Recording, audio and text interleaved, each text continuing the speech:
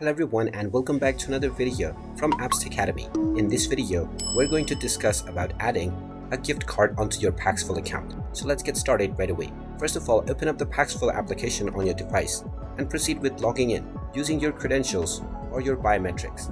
After logging in, you will end up within the homepage, from which if you wish to load a gift card, then you can scroll down and see if this option is available. Tap on all payment methods and now you will see the various options such as bank transfer, online wallet, and various other services. Underneath these services, however, there is no option to use a gift card. If you have not already verified your account, then make sure to get it verified first by tapping on account and then tapping on account status. From here, you can proceed with verifying your identity, and once your ID has been verified, you might find the gift card option. However, if you still don't find this option, then this means that Paxful does not support gift cards and you won't be able to use a gift card on Paxful. And there you have it. That is all there is to know about using or adding gift card on your Paxful account. If you find this video helpful, make sure you hit that like button and subscribe to our channel if you haven't done so already.